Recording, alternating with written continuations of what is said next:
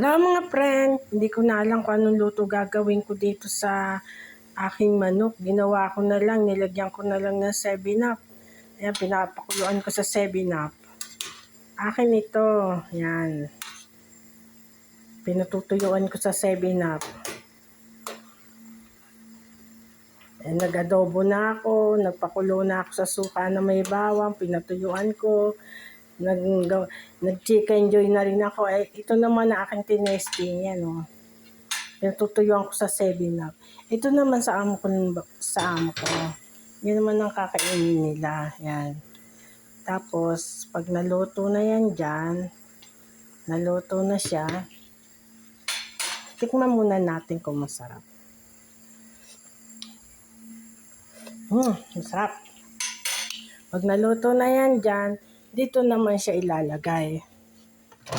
Diyan siya parang i-oven. Yan. Ito para sa manok.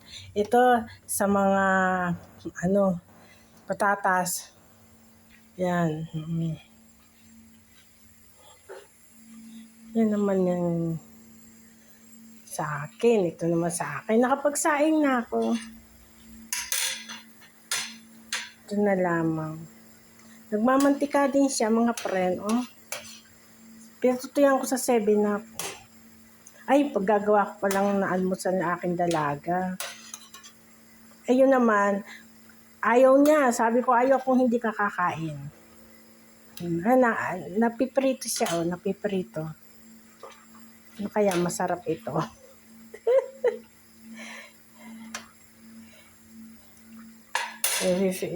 Pinatutuyuan ko sa ano. Iyan nilagyan ko lang ng magic, bawang, pamintang durog. Yun, nilagay ko. Tapos yung 7-Up, hayaan kong kumulo. Tapos, gagawa ko naman ng almusal yung aking dalaga. Ito. Ayan. Sige na, bye-bye na mga friend. Gagawa ko ng almusal ng aking dalaga.